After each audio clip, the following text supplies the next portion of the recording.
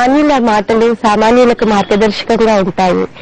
ఒక మహా వ్యక్తితో మాట్లాడితే 100 పుస్తకాలు చదివినంత జ్ఞానం కలుగుతుందని ఒక నానుడి. కరీంనగర్ జిల్లాకి చెందిన భీష్మ పితామహుల వంటి వారు శ్రీ జివ్వాడి గౌతమరావు గారు. వీరు అటు సాహిత్య రంగంలోనూ ఇటు రాజకీయ రంగంలోనూ ఎంతో ప్రభావితం చేసిన సవ్యసాచి. వృత్తిపరంగా న్యాయవాది, సామ్యవాది, జీవిత రంగంలో సౌమ్యవాది, ముఖ్యంగా చెప్పాలంటే మానవతావాది. వీరు ఫిబ్రవరి 1, 1929 కరీంనగర్ జిల్లాలోని ఇరుకుల్ల గ్రామంలో జన్మించారు. పాఠశాల విద్యాభ్యాసం అంతా కరీంనగర్ లోనే సాగింది.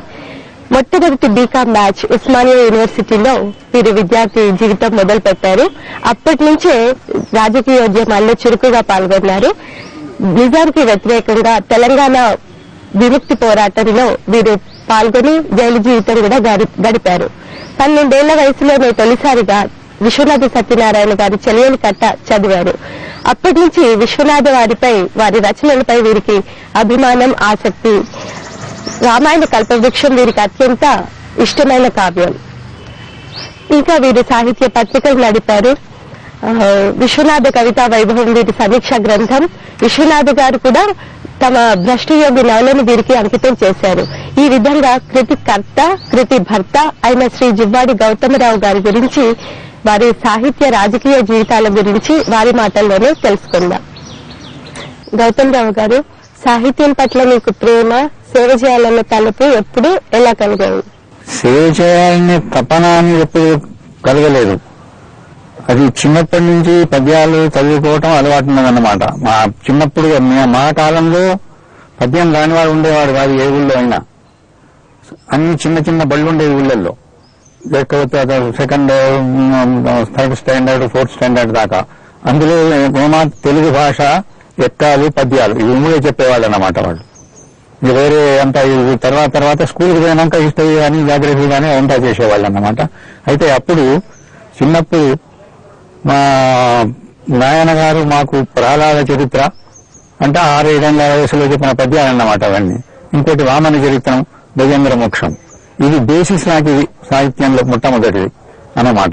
ఇక సేవ చేయాలన్న తప్పన తర్వాత యాక్సిడెంట్స్ అన్ని సాహిత్యంలో ఏదో పత్రిక తీయటం అవి ఇవి యాక్సిడెంటల్ గా జరిగిన సంగతులు తప్ప ఇది కావాలని చేసిన పనులు కావన్నీ. అదిగాక ఒక రకంగా సాహిత్య సేవ అనే మాటకు అర్థం లేదు. రాజకీయాల్లో సేవ అనే మాటకు అర్థం ఉంటే ఉండవచ్చు కానీ బికాస్ ఇట్ క్వైట్ పర్సనల్. ఇది తన తపన కోసం తను రాసుకుంటాడో, తన పుస్తకాలు అమ్ముకోవడానికి నవలు రాస్తాడు ఇట్లా తప్ప నేను భాషకు సేవ చేస్తున్నా, సాహిత్య సేవ చేస్తున్నా అనే మాటకు అర్థం ఉందని నాకు అనిపించదు అన్నమాట. వాళ్ళు బాగా సేవ చేసినారంటే మిగిలిన వాళ్ళు బాగా చూపుతారు ఈ రచయితలంతా. But nobody does it for others, for himself. మొదట్లో పుస్తకాలు అమ్ముకోవడం వల్ల డబ్బు వచ్చేది తన కోసం అంతే. మీ రాజకీయ జీవితానుభవం గురించి చెప్తారు? రాజకీయాలంటే అప్పుడు మాకు ఇక్కడ రాజకీయాలు ఏమీ లేవు. ఈ హైదరాబాద్ స్టేట్ లో ఏదో ఆర్య సమాజం ఉండేది కొంతే. పొలిటికల్ పార్టీ కాంగ్రెస్ అంతా బ్యానే ఉండేదన్నమాట ఆ కాలంలో. మొట్టమొదటిసారి రాజకీయంగా కథలు ఏంటంటే గాంధీ గారు అరెస్ట్ అయిన తర్వాత ఆయన 21 రోజు ఫాస్ట్ చేసినాడు. మనం మెట్రికులేషన్ లో ఇప్పుడు ఉన్నప్పుడు ఆనాడు ఆ దాంట్లో ఒక రోజు మేమంతా అంటే హిందూ స్టూడెంట్స్ మేమందరం ఫాస్ట్ చేసినాం. ఇఫ్ దట్ ఈస్ పాలిటిక్స్ అంటే అప్పుడు ఫస్ట్ టైం పొలిటికల్ టచ్ ఉన్నది గాంధీ గారి పేరు మీద చేసిన ఫాస్ట్. ఇక తర్వాత పొలిటికల్ మేము కాలేజీకి పోయిన తర్వాత చాలా ఇంటెన్సివ్లీ 42 నుంచి 47 దాకా పెద్ద కల్లోలం కదా. 43లో మేము కాలేజీకి పోయినాం అన్నమాట.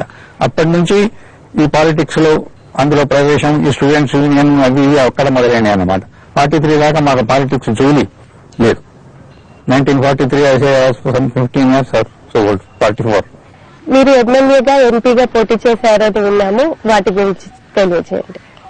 అది మొట్టమొదటి ఎలక్షన్ లో ఎంపీగా మేము పోటీ చేసినాం అన్నమాట. మా పార్టీ సోషలిస్ట్ పార్టీ ఇక్కడ చాలా strong, the strongest unit in India. ఎందుకంటే ఇక్కడ అయినంత మెంబర్షిప్ ఇండియాలో 7 సీట్లో కాలేదు మాకు. అది వాళ్ళు చెప్పిన మాట. అప్పుడు పోటీ చేస్తే ఆ సమయానికి వీళ్ళు కమ్యూనిస్టులంతా జైల్లో ఉండి వాళ్ళని వదిలిపెట్టినారు అనమాట. అప్పుడు మా వాళ్ళంతా ఓడిపోయినారు అనమాట. ఎక్సెప్ట్ 1 or so అంతా ఓడిపోయినారు. అప్పుడు ఒకటి. మళ్ళా తర్వాత అండర్ గ్రేట్ ప్రెషర్ ఎమర్జెన్సీ తర్వాత పోటీ చేసిన. నాకు I didn't want to contest, కానీ ప్రెషర్ వాజ్ సో గ్రేట్. అంటే అందరి దగ్గర నుంచి, అన్ని పార్టీల దిక్కు నుంచి అంటే అప్పుడు మళ్ళీ కాంగ్రెస్ ఇచ్చిన దాన్ని నేను గెలవలేదు. That way I consider myself rather a lucky man. ఎందుకంటే నాకు కంటెస్ట్ చేయడం ఇష్టం లేదు. ఆ ఫస్ట్ టైం చాలా ప్రెషర్లో యాక్సెప్ట్ చేసి దాన్ని సరే మంచిది కంటెస్ట్ చేస్తామని అనుకున్న తర్వాత మాకు మిత్రుడు ఉండేవారు, ఇప్పుడు లేడు. ఆయనతో నేను అన్న మాట ఏమిటంటే, ఆయన పేరు మాధవరావు గారు, నాకు ఓడిపోతే బాధ లేదు కానీ గెలిస్తే నాకు చాలా బాధలు ఉన్నాయా అన్నాను అన్నమాట. Because the life becomes crowded and I'm not fit for crowded life. Vishwanatha Satyanarayana గారితో మీకున్న అనుబంధాన్ని వివరించండి. నేను మొదటి పుస్తకం సత్యనారాయణ గారి చదివింది చెలియలి కట్ట. అది విశ్వనాథ సత్యనారాయణ గారు ఒకరున్న పేరు కూడా తెలియదు నాకు ఆ పుస్తకం చదివినప్పుడు. మా తెలుగు ఉపాధ్యాయులు ఆ పుస్తకం చదువుతుంటే అప్పుడు నవలలు చదవటం అదొక వ్యసనంగా ఉండే మాకు. అయితే ఆయన చదివి మా అంతా ఒక కంపౌండ్లోనే ఉండేవాళ్ళం మేము, మా తెలుగు టీచరు భూపాటి రమణాచార్య గారు. ఆయన ఆ పుస్తకం చదువుతున్నారు అన్నమాట. ఆయన ఇంట్లోకి నిరాఘాటంగా వచ్చిపోయేవాడిని నేను. అయితే ఆయన చదువుతుంటే ఏమిటో పేరు తెలియని కట్ట అంటే సముద్రానికి ఉండే కట్ట అని కూడా నాకు తెలియదు. అప్పుడు చమత్కారంగా ఉన్నది పేరని నేను పోయి వారి ఇంట్లో నుంచి ఆ పుస్తకం ఆయనకు తెలియకుండా, అది నవల చదవనిచ్చేవాడు కాదు కదా, ఆయన తెలియకుండా ఆ పుస్తకం తెచ్చి ఓ రాత్రంతా చదివి మళ్ళీ తెల్లవారు ఆయన దగ్గర అప్పచెప్పించిన తెలియని కట్ట. So I was only 12 years old. మీకు చెల్లెలు గట్ట దాని ఎండింగ్ అది ఇది చాలా హృదయ విదారకంగా ఉంటుందండి. ఇద్దరు మనుషులు ఏదో చాలా డిప్రెస్ అయిపోయి రకరకాల పనులు చేసి ఇక మనం బ్రతకడం వ్యర్థం అనుకొని సముద్రంలోకి నడిచిపోతారు వాళ్ళు. అది ఆ తుఫాన్లో సముద్రావస్థ చూడండి, దాని వర్ణన. అది నాకు ఇట్లా మనస్సు మీద దాని యొక్క అది నేను తట్టుకునేంత వయస్సు కాదు నాకు. సో అది అప్పుడు పడ్డదన్నమాట. అది ఆ చెల్లెలు కట్ట తర్వాత 1000 పడగలు చదవాలని పడ్డది. 1000 పడగల తర్వాత దాని సంగతి విని. అయితే ఆ కాలంలో 1000 పడగలు అవుట్ ఆఫ్ ప్రింట్ ఎక్కడ దొరకలే. అయితే నేను కాలేజీకి పోయిన తర్వాత చాలా చోట్ల చూసినా కాలేజీ లైబ్రరీలో మేము వేస్తే దొరికేది కాదు. లైబ్రరీయన్ దగ్గర నుంచి ఒక దగ్గర నుంచి అప్పుడు అవుట్ ఆఫ్ ప్రింట్ పుస్తకం అది 1913 ఆంధ్రపత్రిక వల్ల 500 కాపీలు ప్రింట్ చేసి ఇచ్చినారు ఆయనకు, సీరియలైజ్ చేసి డబుల్ కాలం సైజులో. అవి ఎప్పుడూ అయిపోయినాయి, తర్వాత లేదు. చివరికి నేను 1000 పడగలు అప్పుడు మళ్ళీ ఫస్ట్ ఇయర్ లో చదివితే ఒక మిత్రుని రూమ్ లో కనబడితే వాడికి తెలియకుండా ఎత్తుగా వచ్చి ఆ పుస్తకం చదివిన. And continuous reading. ఒక్కొక్కరికి భోజనానికి లేవటానికి నిద్రపోవటం తప్పితే ఒక 17-18 hours పట్టింది నాకు చదవటానికి ఆగకుండా. వన్ సిట్టింగ్ లో అంటే చదవలే, నిద్రపోయినా స్నానం చేయటం తప్ప అటు స్ట్రెచ్ ఐరేజ్ ఇట్. దాని తర్వాత ఇక అది ఇంకా అది చదివిస్తే తెలుస్తుంది కదా. సో అది అట్లా అయ్యే నిలబడిపోయింది అన్నారు. తర్వాత సత్యనారాయణ గారిని చూడాలి అంటే ఇక్కడ వరంగల్ ఎప్పుడు వస్తే అక్కడికి పోయి చూసిన ఆయన ఉపన్యాసం ఇస్తుంటే తప్ప ప్రత్యేకంగా ఆయన దగ్గరికి ఇక్కడ నేను అక్కడ కూర్చొని ఉస్మానియా యూనివర్సిటీ లైబ్రరీలో ఆ పాత ఎన్ని వేసి సత్యనారాయణ గారి పోయిటరీ ఎక్కడెక్కడ ఉంటే అదంతా రాసుకున్న కాగితాల మీద దాంట్లో పత్రికల్లో పడ్డాయంట. ఆ కట్టంతా పట్టుకొని ఒకసారి 53లో సత్యనారాయణ గారి దగ్గరికి పోయిన మొట్టమొదటిసారి పోతే అక్కడ దీని వివరాలుగా ఆయన లేడు, ఏదో ఏలూరు ఏటో పోయినారన్నమాట. ఏదో సాయంకాలం వస్తే మళ్ళీ ఆమె దగ్గర అప్పటి నుంచి కాంటాక్ట్ డెవలప్ అయిందన్నమాట. ఇక్కడ 16 నెలల నుండి ఆయన 10 నవలలు రాసినాడు. ఇక్కడ ఆయన ఫాస్ట్ గా రాసేవాడు ఉంటే ఇంకా ఎన్నైనా రాయగలడు ఆయన. ఇంకోటి అసలు నవనవోన్మేషశాలిని ప్రతిభ అంటారు చూడండి, అది ఆయనకు సార్థకం. ప్రతిభ అంటే ఏమిటంటే అయ్యా సత్యనారాయణ గారిని మీరు చూడమని వరకు చెప్పాను నేను. ప్రతిభ అంటే అది ఆయనకు జనరల్ అవుట్లైన్ తప్ప ఒక ప్లాన్ ఉండేది రాసేటప్పుడు. ఇవాళ ఆయన లెక్క ఇది చాప్టర్ కు 10 పేజీలు, అట్లా 150 pages ఒక పుస్తకం, అట్లా ఫుల్ స్కాప్ పేజెస్ అన్నమాట.